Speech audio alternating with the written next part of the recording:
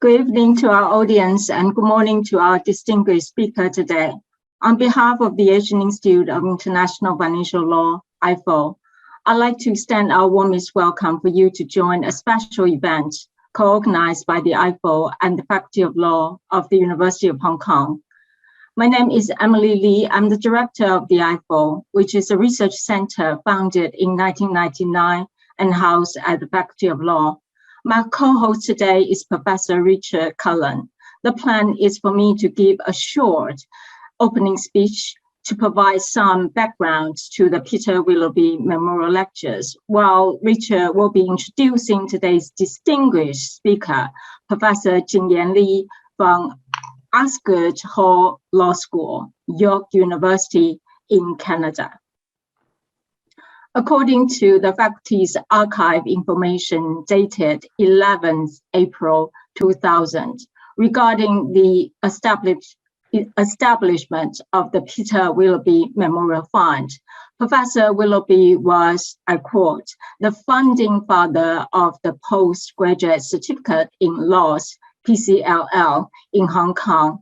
He joined the University of Hong Kong in 1973 as a senior lecturer and director of the professional legal education and was promoted to a chair in 1975. Peter's special expertise lay in tax, stamp duty, estate duty, and trusts. And he co-authored the leading textbook for practitioners on these subjects with his colleague, Professor Andrew Hockyard.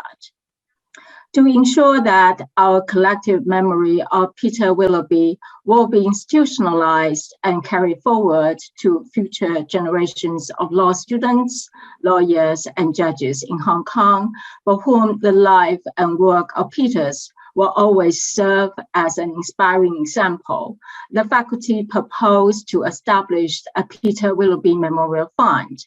The fund will be used for a few purposes, including to fund the cost of public lectures to be known as Peter Willoughby Memorial Lectures, which will be organized from time to time.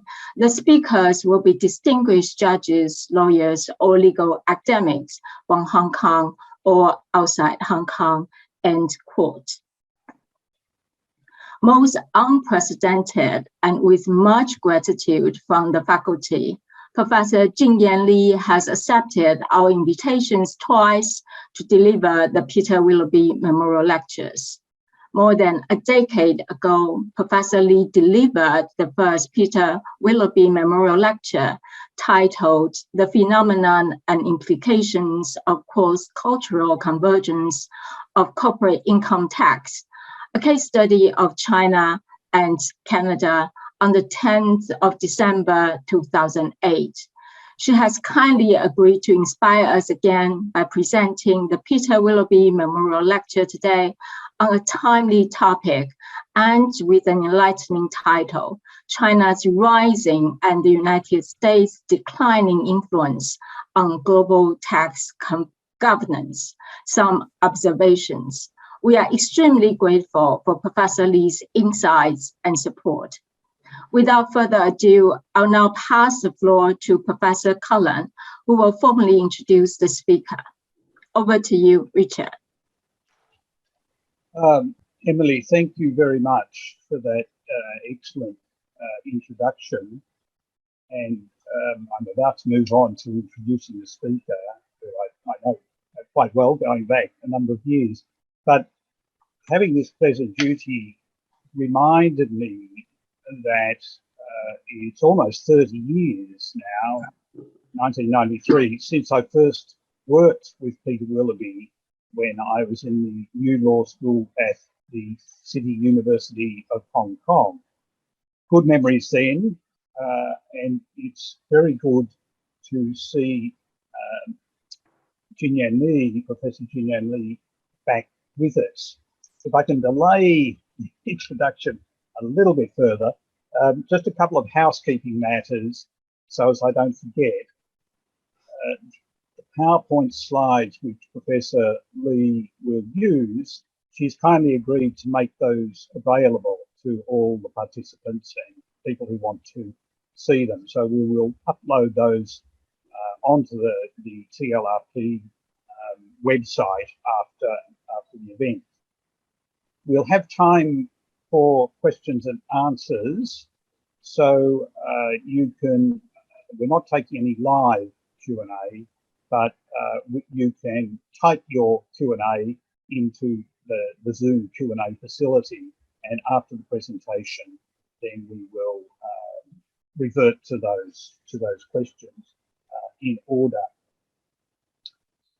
I'm pleased to report we've got one of the advantages of this Zoom method is we've got quite a worldwide audience. We've obviously got people from Hong Kong and China, but I looked up the list and there's New Zealand, Canada, USA, Korea, UK, and some people from the Asian Development Bank. So a warm welcome to all of you who have joined us. Professor Lee has mentioned the title already, no need to for me to do that again, but very briefly, the lecture tonight considers China's rise as a global economic power and the implications for global tax governance, especially in the light of the United States leadership in the international tax system. Now, briefly, but in a proper way, Professor Lee. Professor Jinyan Lee is a good friend of the faculty, as has already been noted. She is the Professor of Tax Law and a former interim Dean of Osgoode Hall Law School in York University in Canada, and she's co-director of the LLM tax program there. She's on the advisory board of the Belt and Road Initiative Tax Administration Cooperation Mechanism. She's recently served on the panel of experts advising the Minister of Finance in Canada on reviewing tax expenditures. They always need reviewing. And she's been a consultant to the Asian Development Bank, the International Monetary Fund, the Organisation for Economic Cooperation and Development, the Auditor General of Canada, and the Department of Justice in Canada. Professor Lee has received a wide range of significant awards recognising her outstanding research and teaching over the years, including a 2017 Lifetime Contribution Award from the Canadian Tax Foundation.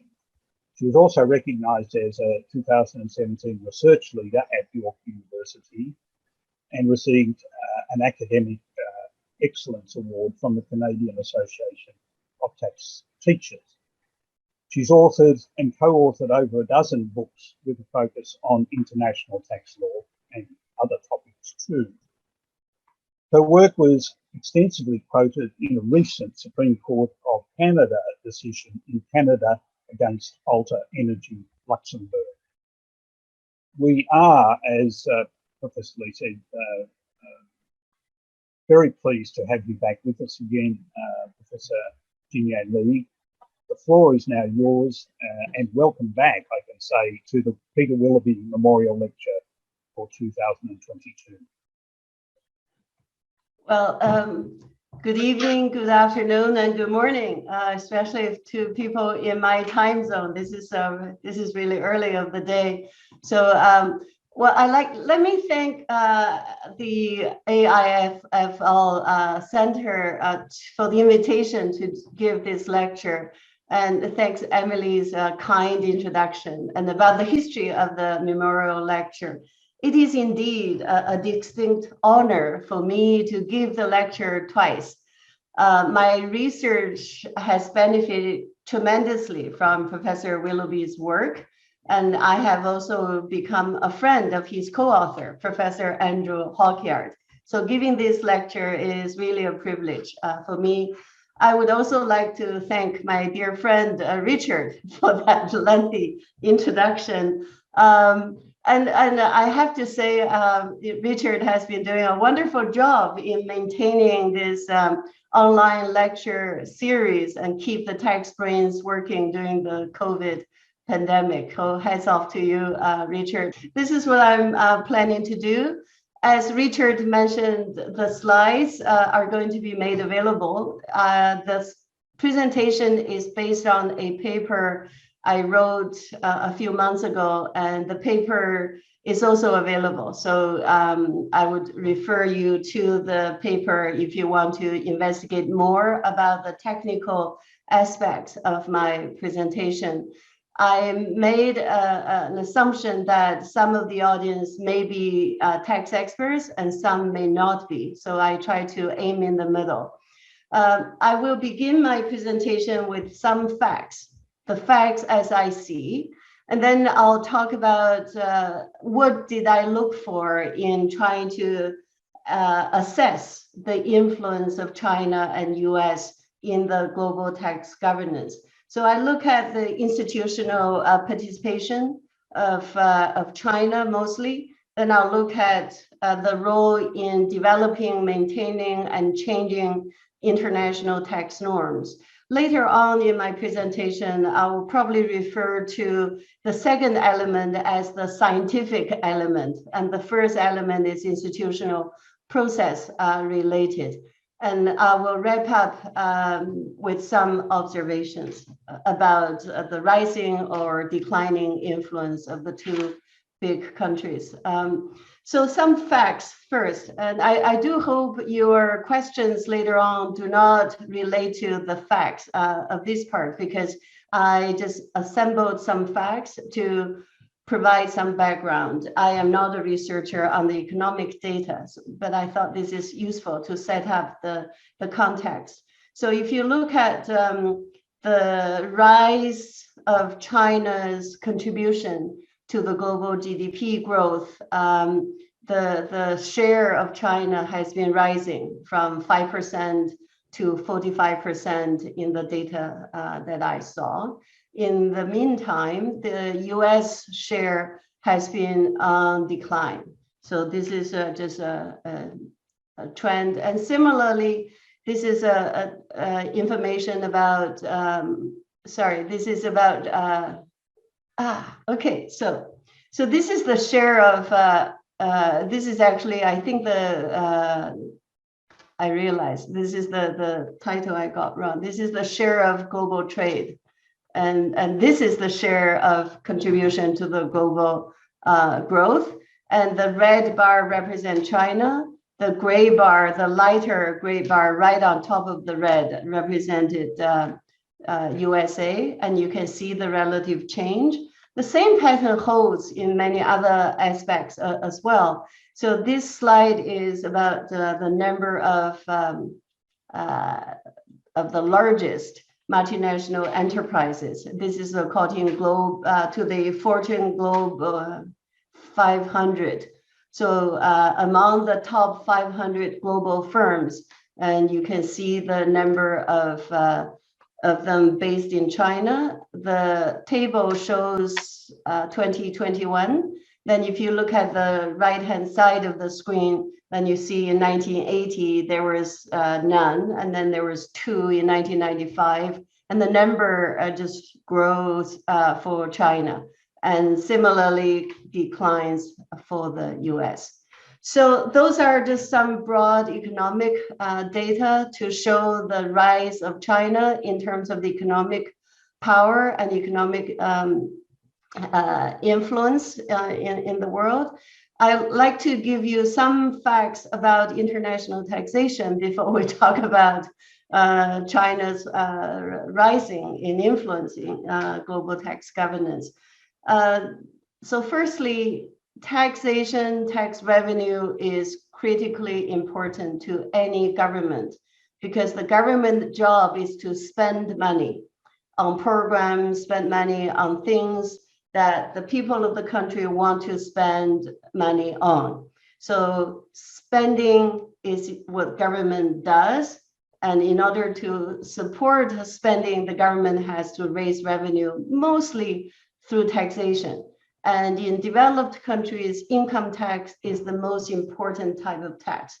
So that's why income tax equals to national sovereignty. And income taxation is national because no country wants other countries' government to dictate what they want to spend money on. And that's why income tax is national law and it's national matter. Even though there are international tax issues, the law governing international income is national, is nation-based. So the Venn diagram shows how the international tax may happen. So if we have an international income, then this international income may fall within the jurisdiction of two countries. So that's the overlapping area is the subject matter of international taxation. Because of globalization, the overlapping area has been growing, and this is causing more pressure on the rules that governs international tax. With respect to China, before 1980, China did not have any income taxation, the modern style of income taxation. So international tax issues did not exist in China until the first income tax law was introduced in 1980. And then soon after China introduced a modern income tax, China started negotiating treaties with other countries. So the first treaty was concluded in 1983, and that was with Japan. Soon after 1983, China entered into treaties with other developed countries, i.e. China was trying to attracting foreign investment, and the source of foreign investment tend to come from developed countries. So that's the first group of countries China negotiated treaty with. And then the Chinese law became more mature and more sophisticated.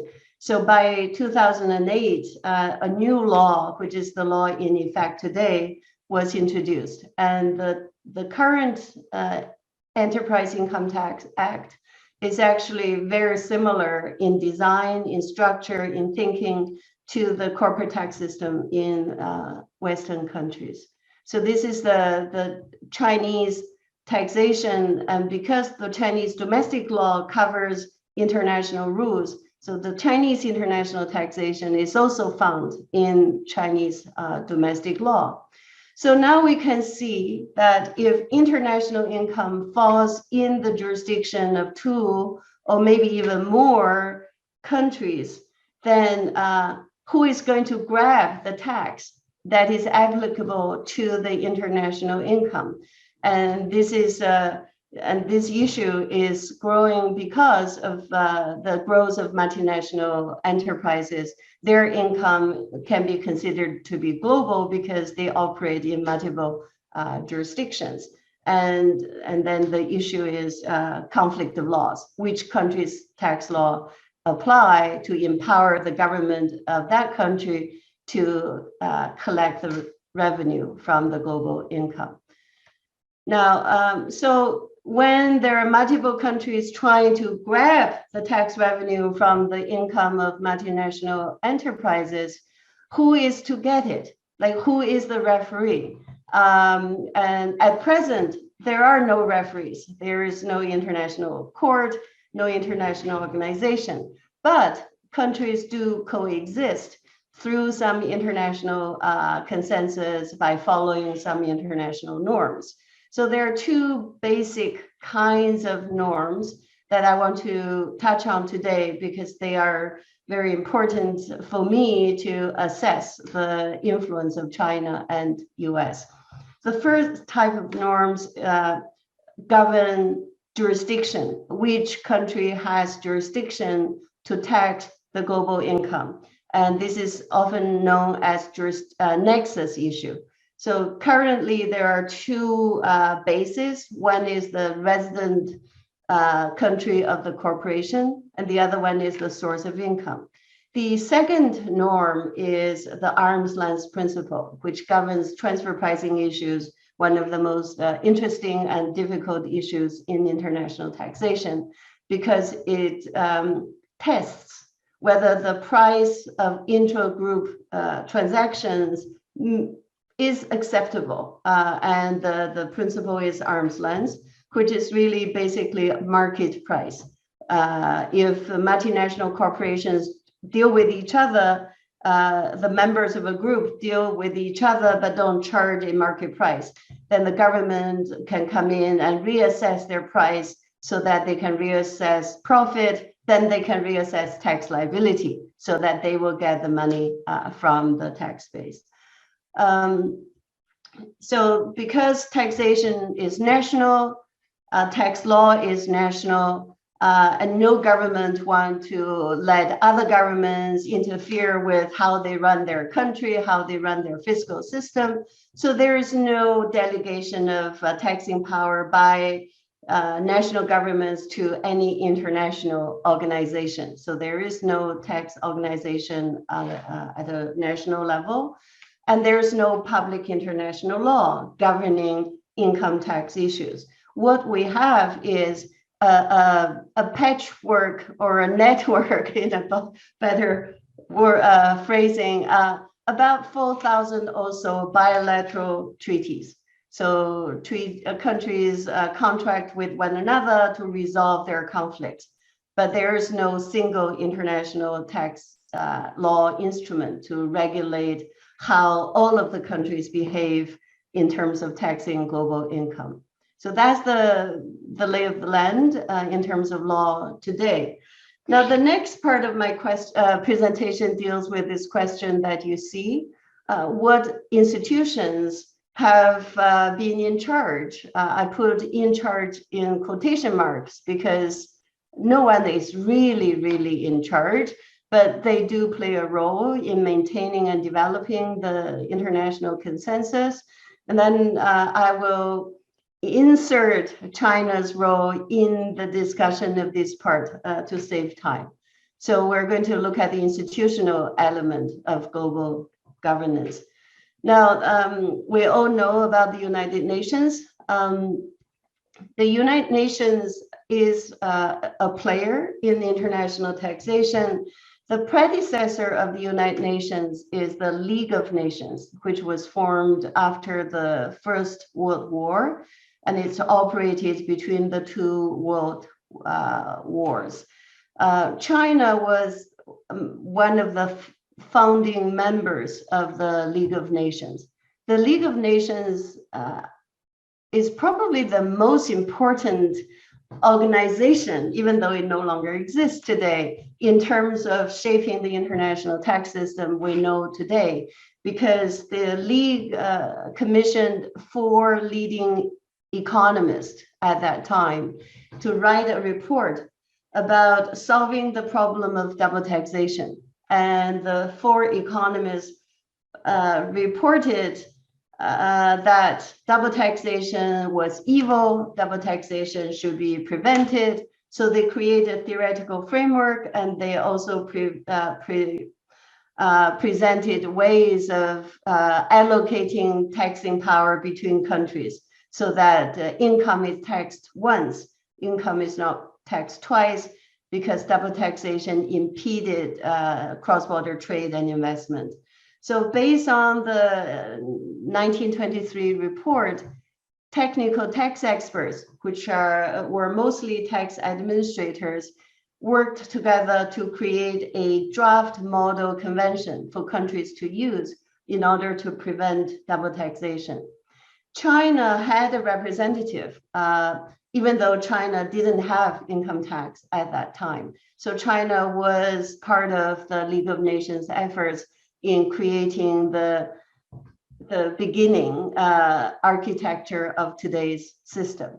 Then the League of Nations was replaced by the United Nations in 1945, and China was a member of the UN as well. And in 1971, the PRC became a member of the Security Council, and China has been involved in the UN Tax Committee's work. The UN Tax Committee's work is important because the UN created its own model convention to be used by developing countries. And at certain times, China's representative, the person from China, was the vice chair of this committee. members of the UN Tax Committee work in their personal capacity, even though they may be a government official. So that's why, and this committee is doing more and more work in international taxation, including work on transfer pricing, the arm's length principle. China contribute a section to this book about China's practice on transfer pricing, which has been one of the important ways for China to broadcast China's views on the arm's length principle, which is one of the two norms I mentioned earlier. Now, the other institution that plays a major role in international taxation is the OECD.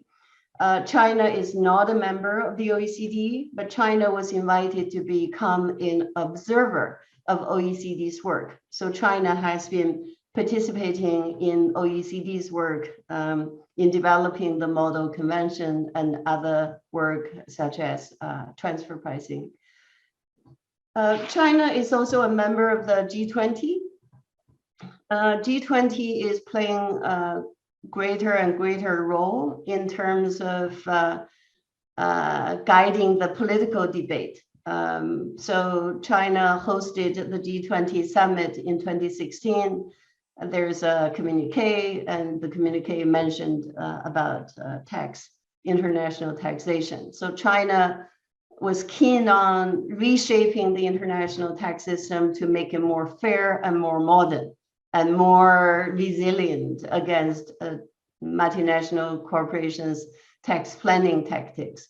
So this is China's participated organization. And between the OECD and G20, there's a new framework. This is not an organization in the sense of the UN or the OECD. That's why this grouping of countries is called an inclusive framework. It includes many countries, mostly developing countries, in addition to the OECD country and the G20 country. The combination of OECD and G20 is very, very powerful because the OECD has the technical expertise and the G20 has the political influence. And I gave you some data to show how powerful the combined economy of G20 countries is. The inclusive framework was developed to implement recommendations of the project that people call BEPS 1.0. And this is mostly base erosion profit shifting project designed to prevent multinational corporations from shifting and avoiding tax base of countries. So that's why it's called BEPS project is mostly anti-avoidance. And China played a very active role in BEPS 1.1. And the inclusive framework was created to implement the measures introduced by the BEPS 1.0 project. And then the inclusive framework continued to develop solutions to solve probably the biggest problem people see in today's world, which is digitalization and globalization. When multinational corporations operate in multiple jurisdictions remotely or in person, then which country can tax their income? So the work continued. Now the current work is referred to as the BEPS 2.0, and China has played a role in this as well.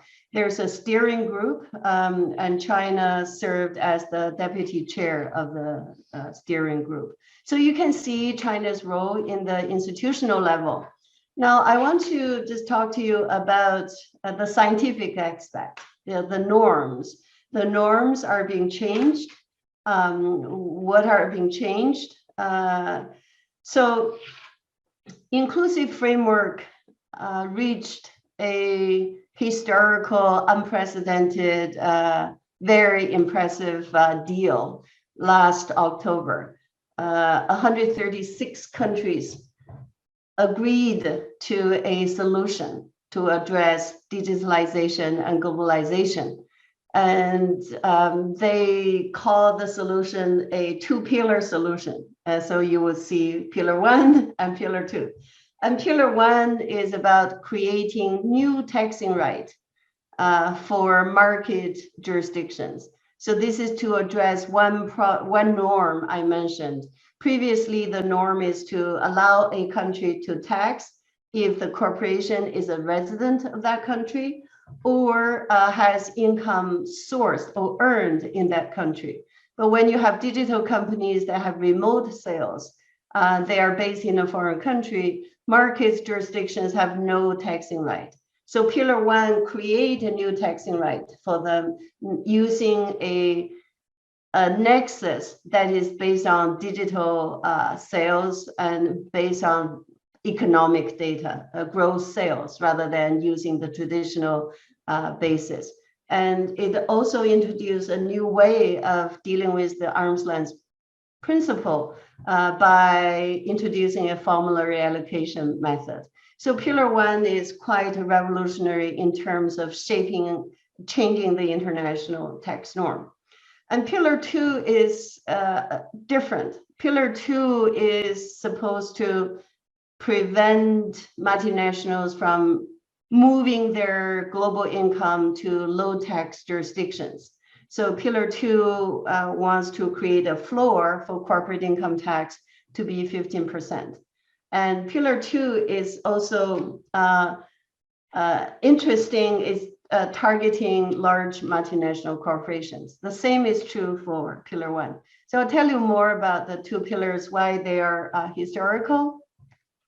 It's historical in many ways. One is, this is really the first time that so many countries get together and say they agree to something, because previously each country is on its own, protecting its tax base, and they don't want other government to mess up with their revenue collection, because that connect to their spending policies. But the October agreement registered the consent of 136 countries. So that's kind of very unprecedented. And it is also historical in terms of the scientific aspect. As I mentioned, pillar 1 create a new nexus, and it's also going to require a global treaty to deal with income tax issues. And then pillar 2 and pillar 1 require countries to modify their domestic laws to adopt the universal model rules that the OECD is producing. So this is again very, very transformative.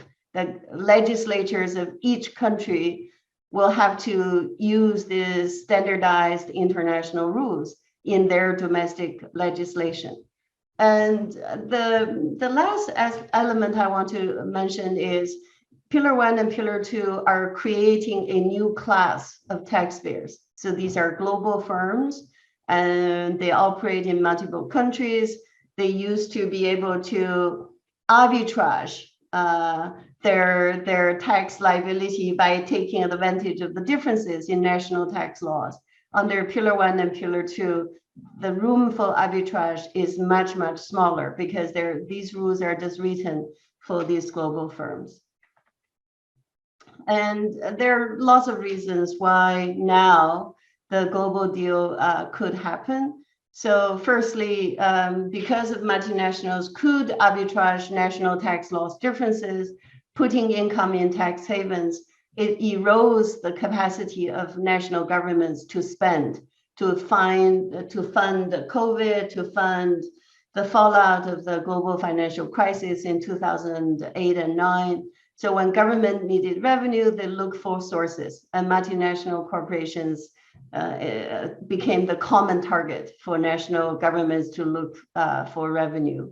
And also the international tax rules are outdated. They were created over 100 years ago. So there are lots of challenges in applying them to the modern business models. And there are also a lot of political pressure.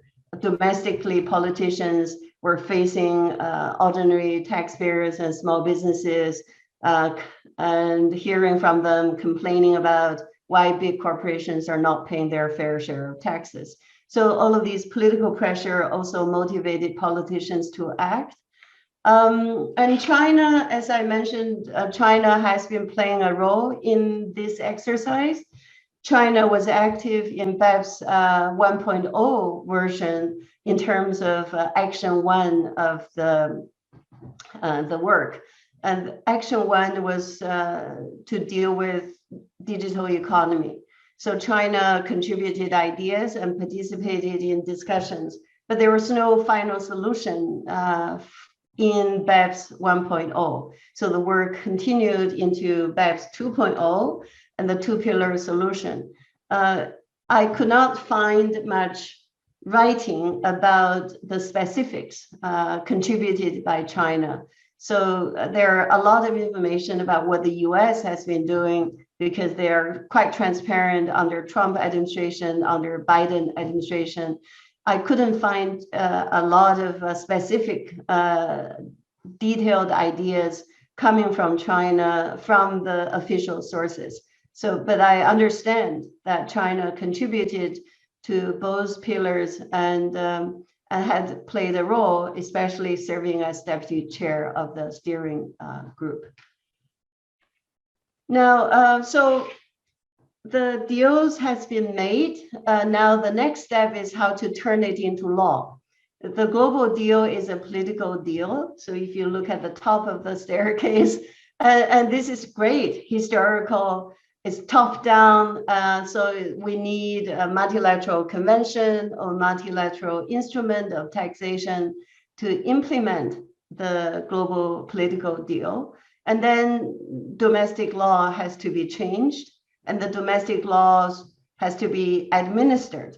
So far we have only the first layer of global consensus, and it will be a hard and long journey to turn the global deal into actual law. And it's too early to see where China is headed and what China's role is in terms of implementing the global deal in China or influencing other countries in doing the same. So at the end of the day, hopefully the global deal will make it more clear who will get the money from the global corporations, but there are lots of unknowns. The devil is in the detail, as people say, and there are so many devils in this global detail in Pillar 1 and Pillar 2. So I'm not going to get into it, otherwise I'll never let you go. I'll never finish the presentation. I am very much involved in commenting and debating and about the Pillar 1 and Pillar 2. So what I'm going to say here is there are many details, and this is where China and US can play a critical role. So even though we have a deal on paper, whether the deal will become law, that's a big gap, a big question. So let me wrap up basically just saying that China's role in terms of international tax norms has been changing very kind of impressively. At the very beginning in the 1980s and 90s, China, I call it a norm taker. China was learning how to manage a market economy, how to deal with private operators like multinational corporations in China, how to tax their income. So China learned from foreign countries and absorbed international norms. And then later on in the 1990s, especially after China joined the WTO and they're more opening up, more integration with the West, the global economy, China started to realize the international norms did not work very well for China.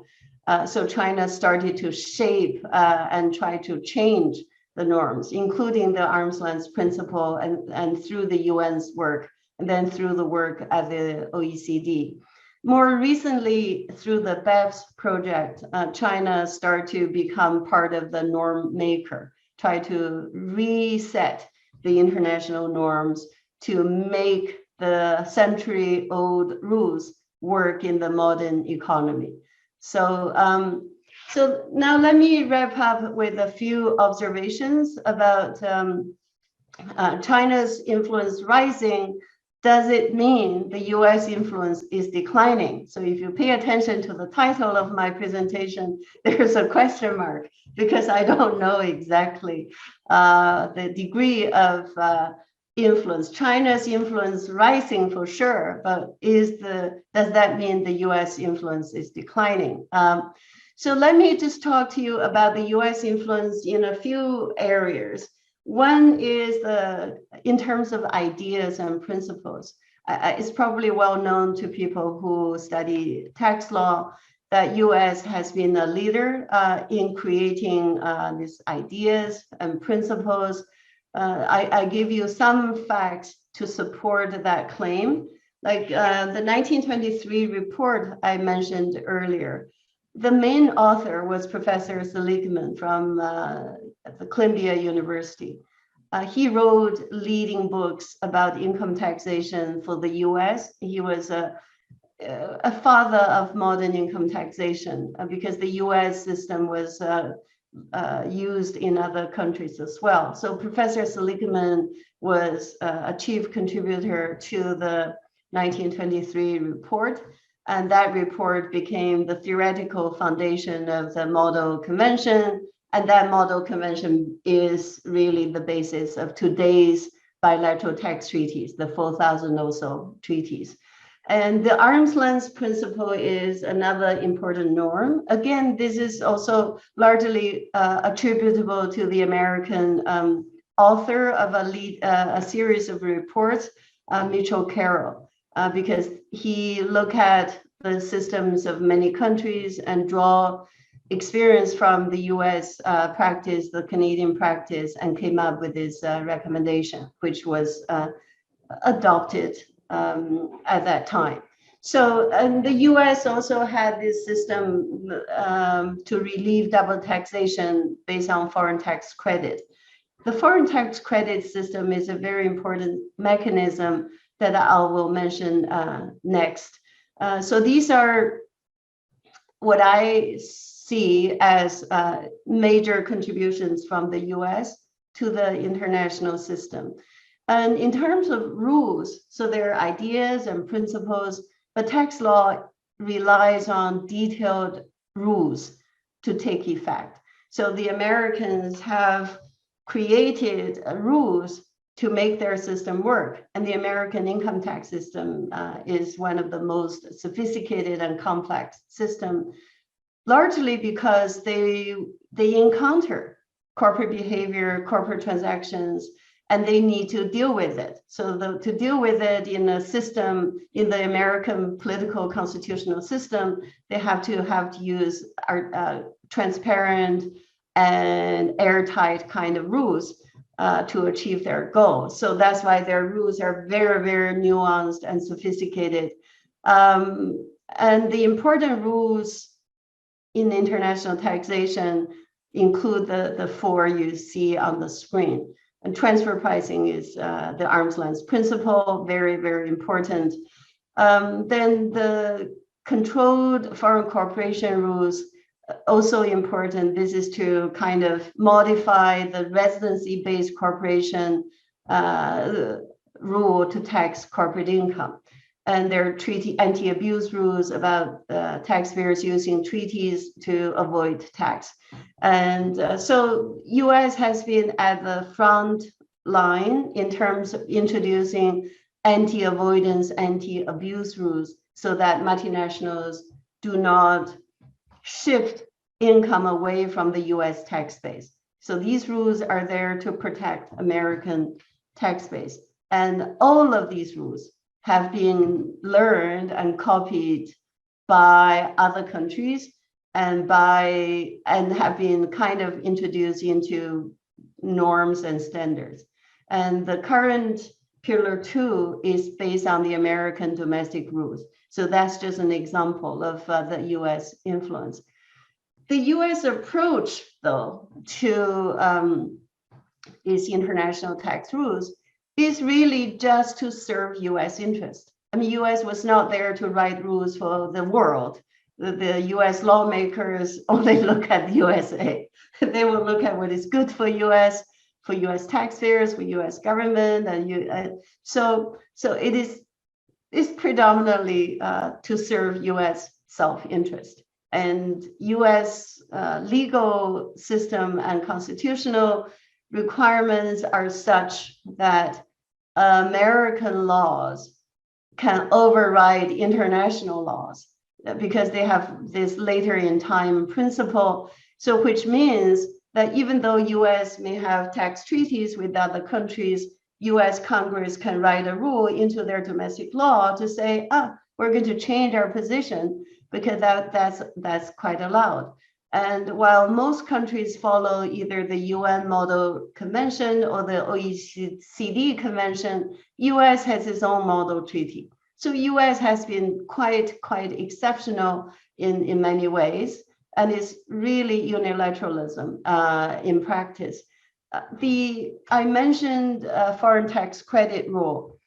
I think this rule is important in contributing to the wide adoption of US-style corporate income tax rules in other countries, including China, because when a country wants to attract investment from US companies, and US companies would like to know if the tax they pay is equivalent to the American tax so that they can get foreign tax credit in the US. And they would persuade the host government to have a tax that is similar to the American tax. Because otherwise, if they pay tax, let's say in China, American government doesn't recognize the Chinese tax as an income tax, then the corporation cannot get a credit. So they will pay tax twice, and that's double taxation. That's not good. So the foreign tax credit rule has played a very significant role in kind of ensuring other countries' laws kind of are similar to the American tax. Maybe not to the degree of complexity, but in principle, in design, it is in nature, it is the same.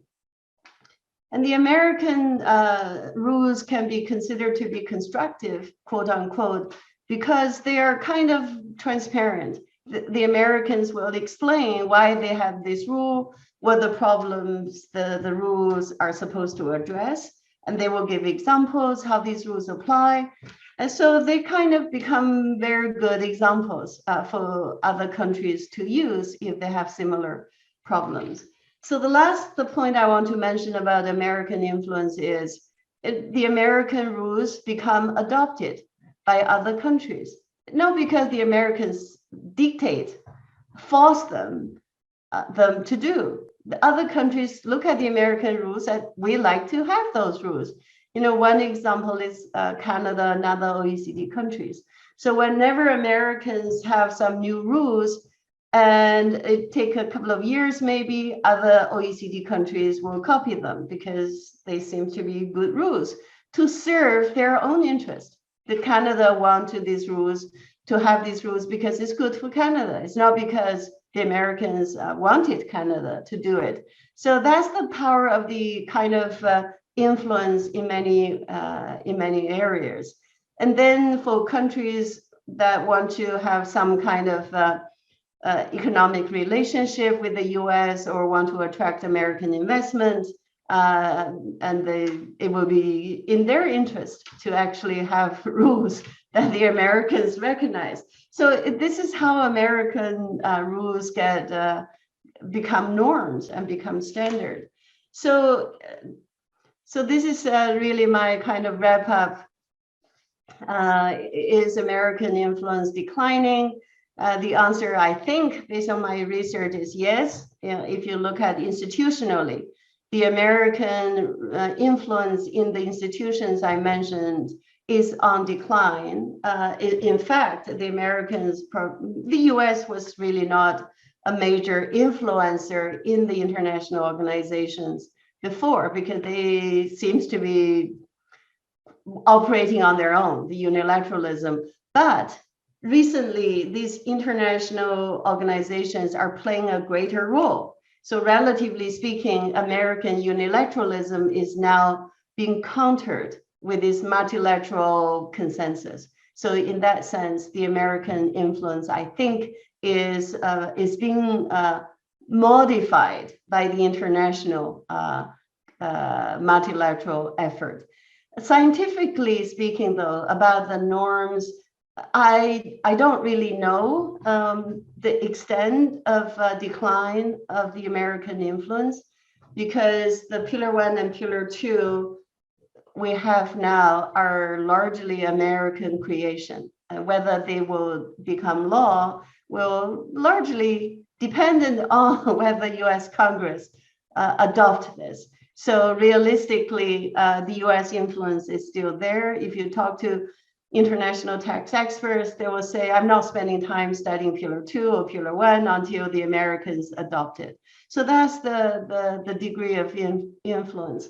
But there are, when we look at the two countries together, my research suggests that there are some convergence between China and US because of the economic underlying facts that I laid out earlier. So even though China is rising and US is declining in terms of the percentage in terms of export or number of MNEs, but if you look at the economic activities, the two countries actually are coming together in many areas, like the dominance of the digital economy. The multinational corporations are mostly based in the US or in China. And both countries use tax incentives to encourage economic activities. Both countries are importers and exporters of capital. So there's a lot of commonality. And this commonality tend to drive common interests in tax, because tax is a slice of the economic income. And so, but the approach is different. China has been mostly multilateral and US has been unilateral. And so where are we heading in terms of global tax governance? It's too early to tell. At least I cannot tell you a definitive answer. So what I have done today is to share my research, what I have learned from my research. I hope they're helpful to you, and I thank you for your attention. The link here is the paper that this presentation is based on. Thank you very much. I will stop sharing. Okay. Thank you very much. I should stop sharing the slides. Yeah. Okay. Yeah, I think that's right. Unless somebody wants to refer to one of the slides. I found that both comprehensive and illuminating, and I think in a very complex discussion, I have a much better understanding of where we have come from, where we are trying to head, and why we are trying to do that, with different points of view on that matter. Now we've got some time left for Q&A, and I see there is one question already. I've got a couple myself, but I think it's good if we go to the audience question. So if you click on the Q&A, I think it'll bring up a question from Ada Chan.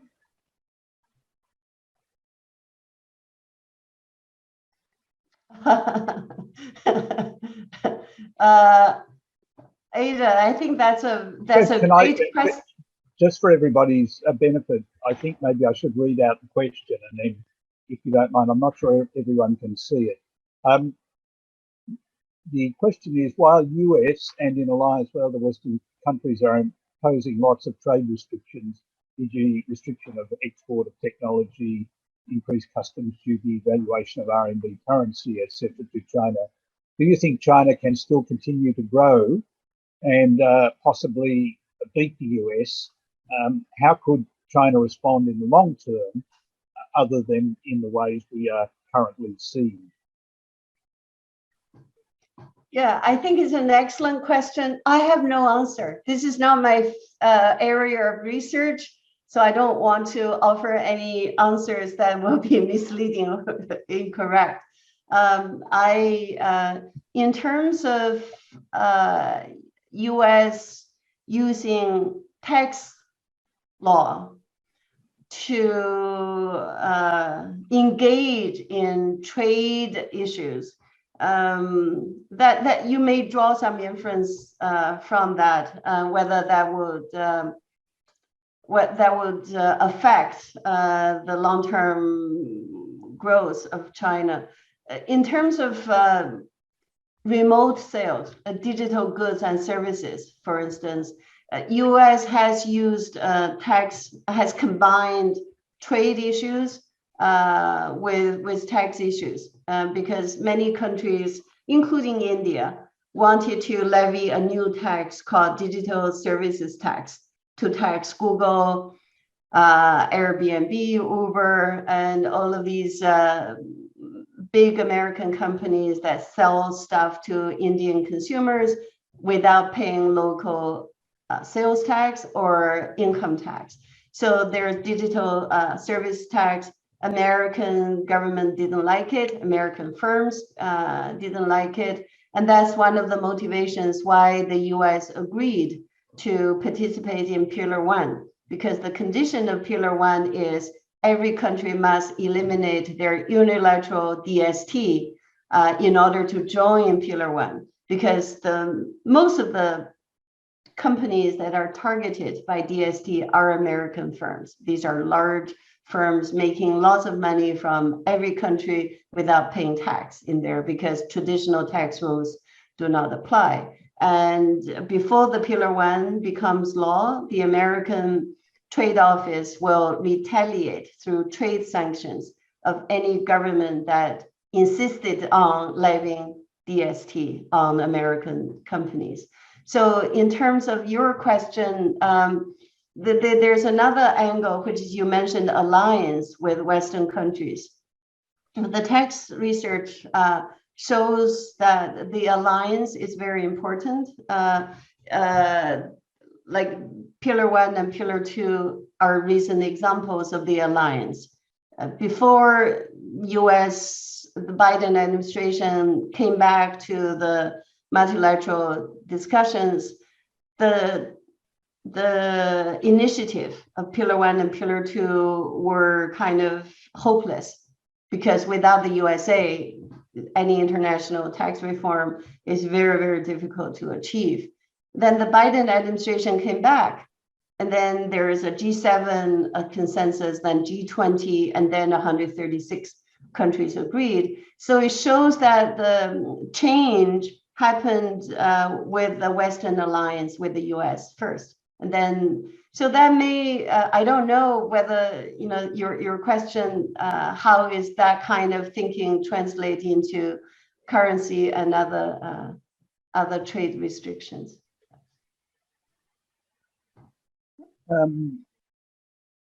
Okay, I just wanted to actually read out another comment. This is a comment rather than a question. An anonymous attendee. You're welcome to attend anonymously if you wish. It says, I am reading a book named Principles for Dealing with the Changing World Order by Ray Dalio. It is very interesting and by and large related to the topic you shared with us today. Thanks for your great sharing today, and it is very insightful. While we're waiting for some more questions, that gives me a chance to ask one or two of my own. Perhaps, look, this is not directly related, but when you were talking about, dealing with, what I say, US tax authorities and US unilateralism, my experience is very limited, but I did have some, and I thought it's worth sharing, really. It's an insight on that foreign tax credit rule, which you mentioned in one of your slides, which is, as you said, it's very important for US multinationals. And I can mention a place, but names and dates will remain anonymous, like our commentator a moment ago. But I was involved in providing some advice, and it did, raise my eyebrows at the time. But then I realised, well, this is the way these things work. A large multinational had to pay an unusual tax in Australia, and it was a big tax. It turned out it was an excise tax. And so they were looking, after they paid the tax, and frankly, the tax was unavoidable. It's just very difficult to avoid this particular tax. But when they got back to the US, they said to the Internal Revenue, look, we paid this huge tax in Australia. This qualifies under the foreign tax credit. And the tax authorities in Washington said, this looks nothing like a US tax. And they said, but this is terrible.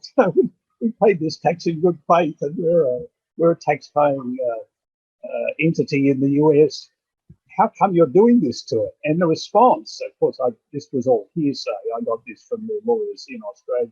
But the response from the tax service in the US was, well, you should never have paid this silly tax. You should have found some way to avoid it.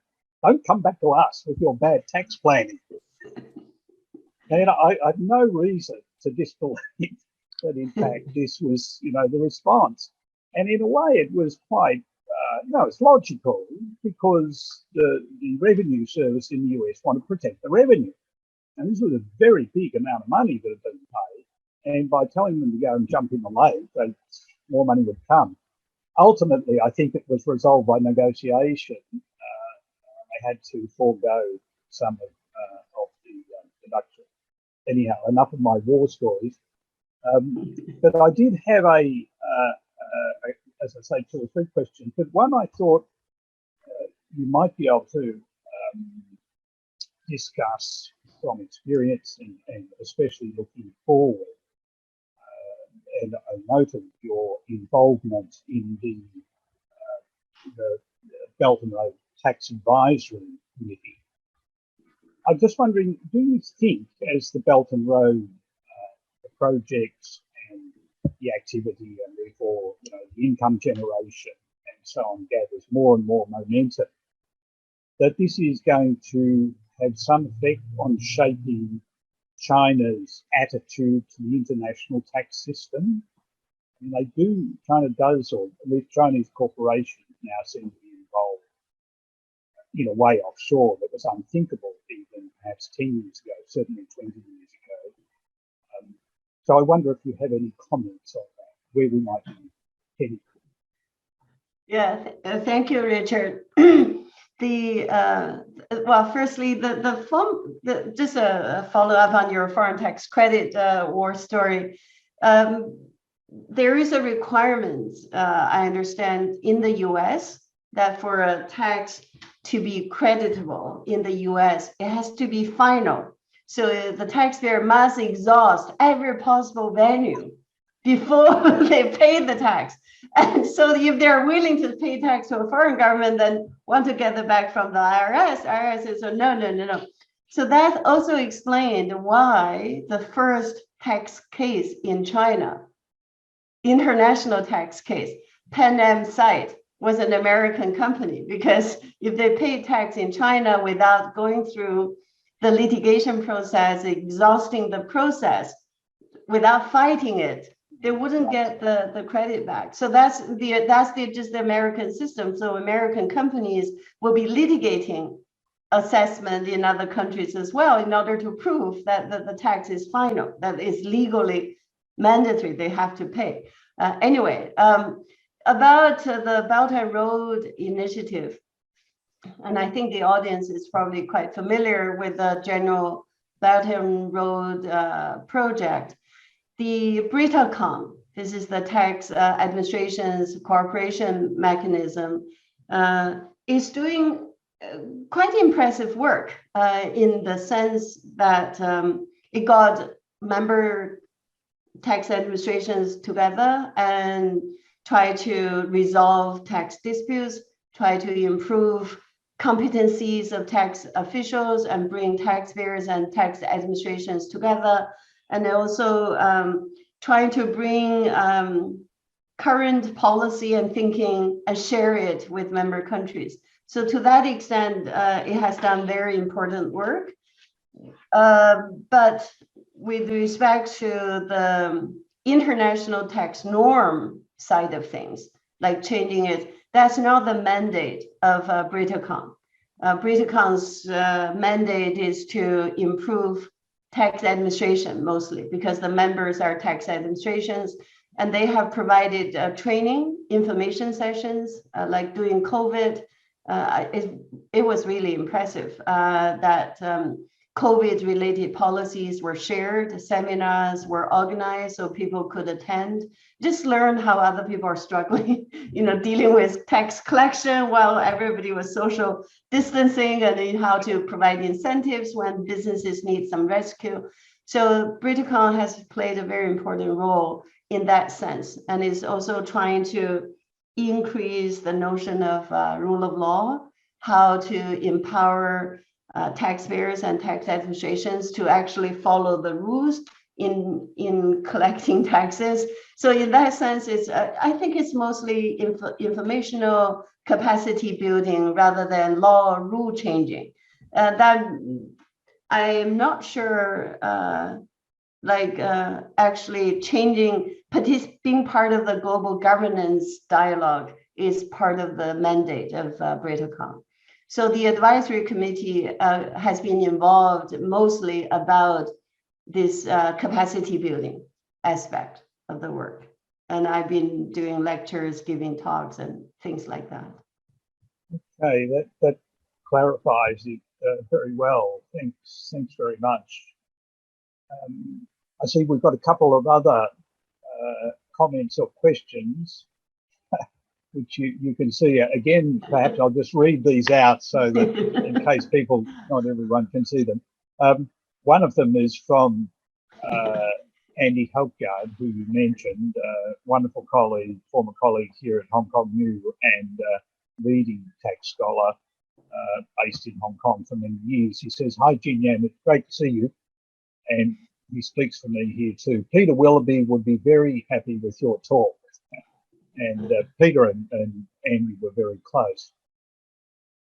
Next one is a question from another regular visitor to us at Hong Kong U in the Tax Law Research Program, Adrian Sawyer from New Zealand. Adrian says, "Do you think that BEPS 2.0 will be given worldwide effect and implementation in the 136 jurisdictions domestic law essentially the same as the principles set out in the October 2021 announcement? Or will there be significant differences, new challenges? If you think it may be the latter, to what extent do you think these differences and challenges will originate from China or from the US?" So Adrian, the fact that you gave me these questions probably suggests to me that you have doubts. Okay, the first one, do I think the pillars would be given worldwide effect, implementation in 136 jurisdictions, domestic law will be essentially the same? Well, I guess the two sides are the same. If a domestic law does not translate the model rules designed by the OECD, then it may now be considered to be implementing the pillars. So I guess by definition, the domestic rules will need to be essentially the same. Otherwise, it may not be acceptable. Then the bigger question is whether 136 countries or jurisdictions will actually do it. I have my doubt, and I don't think so. And I guess it's a bit early, but based on the research I have gathered so far, developing country members of the inclusive framework some have publicly said, like they were arm twisted to some extent to sign the agreement, and the agreement, the details stated in the blueprint provided by the OECD on Pillar 1 and Pillar 2 are just very, very technically difficult and complex for them to fully comprehend.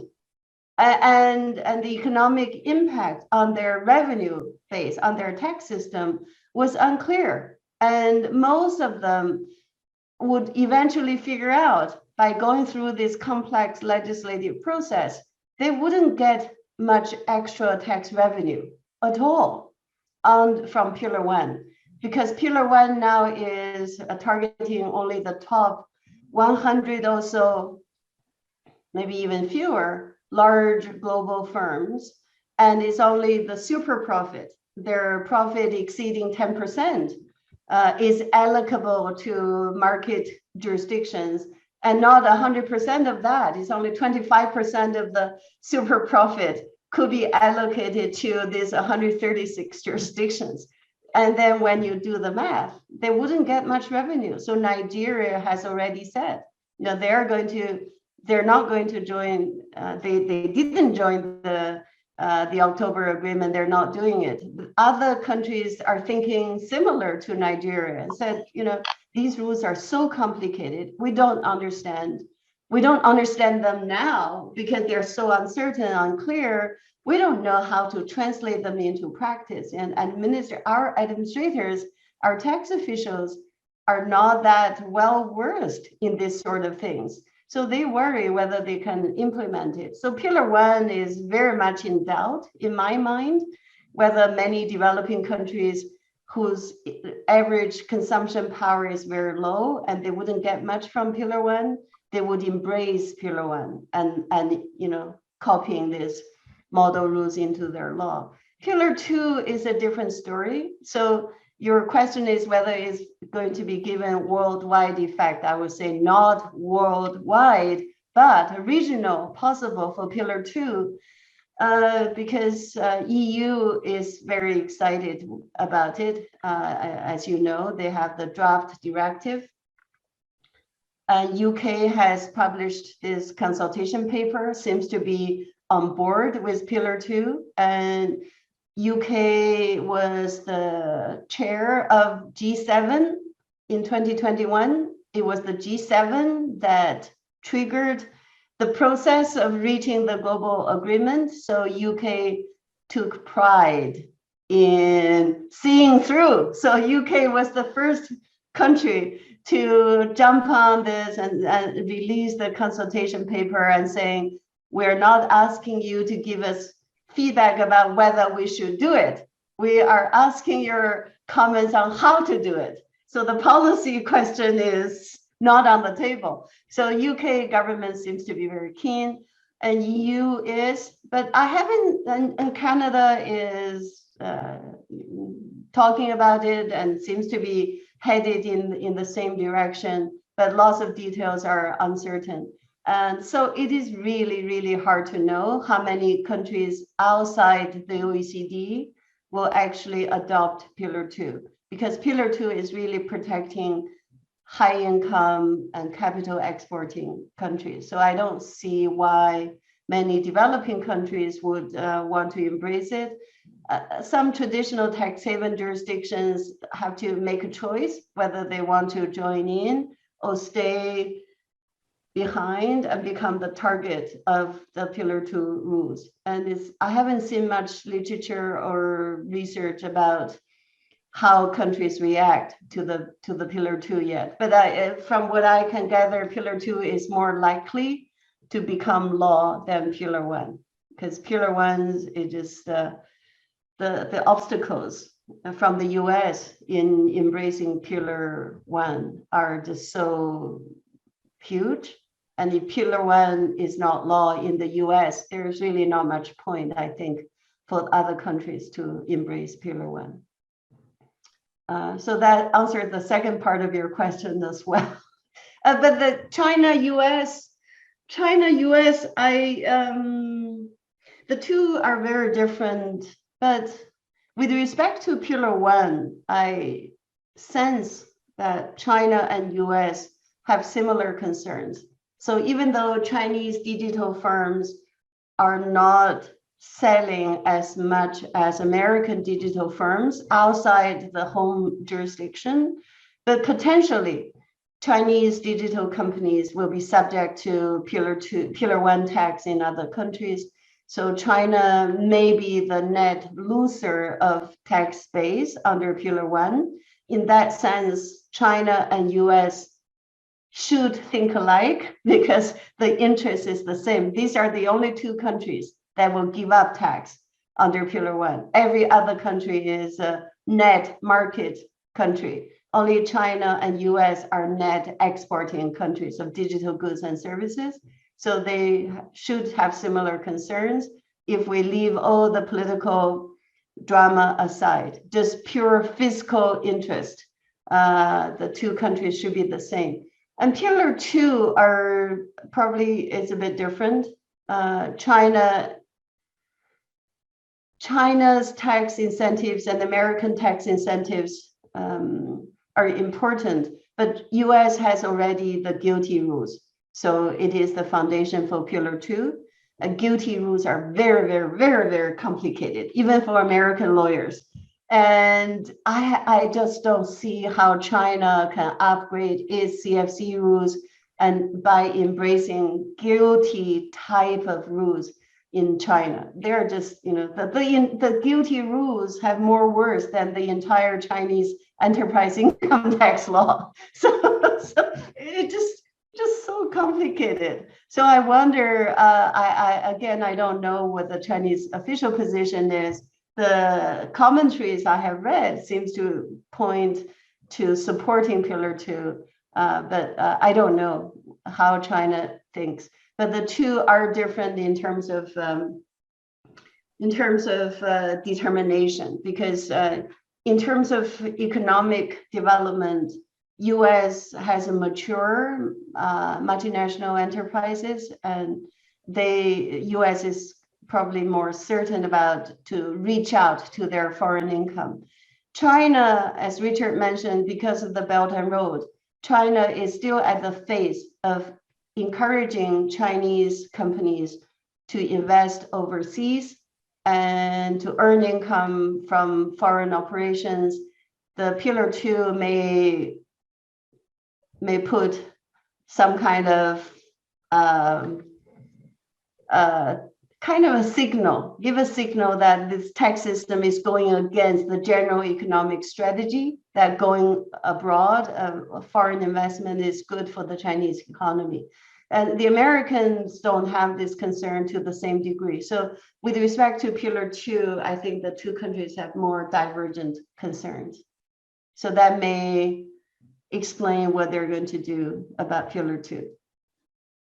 So Adrian, I don't know whether I answered your question, but these are great questions. I'll keep thinking about them. Okay, I think we've got time for one more question. We have one here, one further audience question from Noam Note. Excuse my pronunciation if it's incorrect. And Noam says, thank you very much for the excellent presentation. It appears that the EU, particularly the large EU member states, have influenced both BEPS 1.0 and BEPS 2.0 much more than China or other countries. What is the explanation for this? Is it because the large EU member states have more to gain in terms of tax revenues or political credit for the relevant politicians, whereas China expects fewer benefits? Is it because the EU is more coordinated internally and can exert more influence as a bloc? Yeah, Noam, thank you for the question. I have to say I've been reading your papers on the Pillar 2, especially the QDMTT and other stuff, very thoughtful writing and research.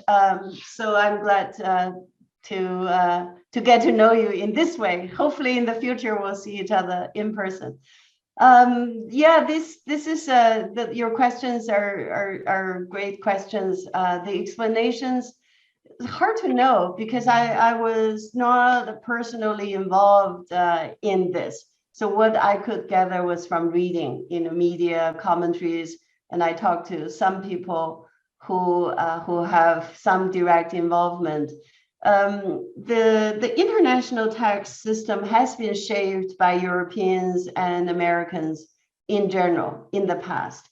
So I think the Pillar 1 and Pillar 2, the BEPS 1.0 and 2.0 projects are no different in that sense.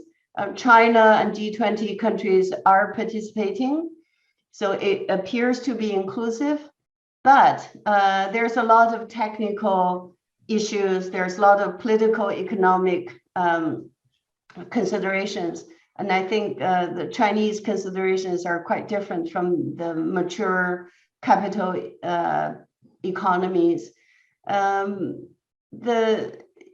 But when it comes to Pillar 1,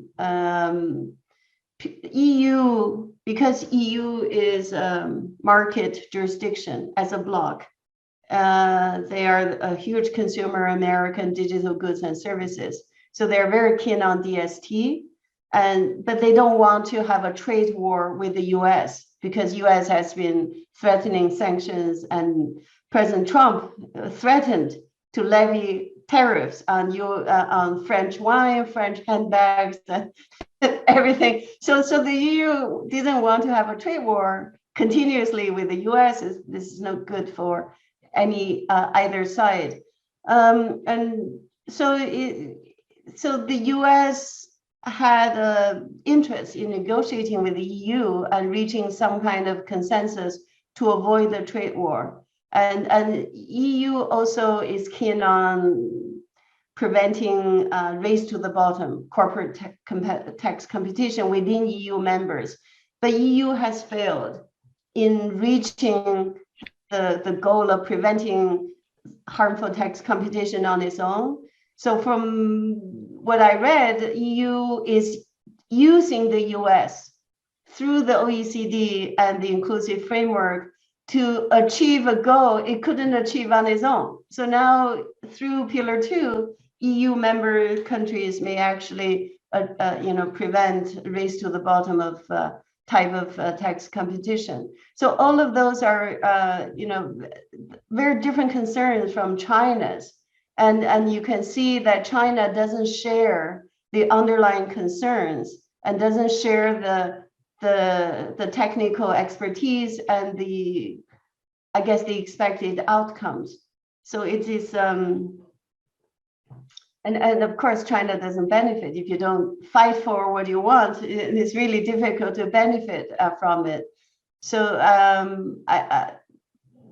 I find that this is a very different mindset from the conferences I attended. I could see that Europeans, the government officials, they were very keen on embracing Pillar 2 and Pillar 1 because they thought European countries, they need to work out these problems, and they couldn't do it on their own because of this consensus, the European law process. But through this international momentum, it is really helpful. So to me, the BEPS 2.0 is really benefiting the EU. And US sacrificed, quote unquote, somewhat in Pillar 1 in order to get Pillar 2 because they want Pillar 2 done originally. But the internal coordination, I don't know. But it seems to me the European countries is very keen on the two pillars, more so than China, more so than US. Okay, we don't have any further audience questions, I see. And although I have several more I could ask, I think now is a good time to bring the Willoughby lecture to a close on time. It's always good to be punctual. So let me just say, Jinyan, and Professor Lee. Once again, thank you very much for joining us. It's been fascinating, informing, and lucid. I don't think we could ask for more than that, and you've responded well. And thank you to all of the questioners. Very good questions raised from the audience, which have kept the discussion going. We could talk about this, of course, on and on, and there are no easy answers or easy resolution. But you can see the way things are moving and changing. Normally, at this point, we'd all be. I can do that, and Emily can do it as well. But I know everybody who is watching will feel the same way. Thank you again, Professor Lee. We hope to see you back. We hope to see you in Hong Kong, indeed, once we get through all of our epidemic adventures.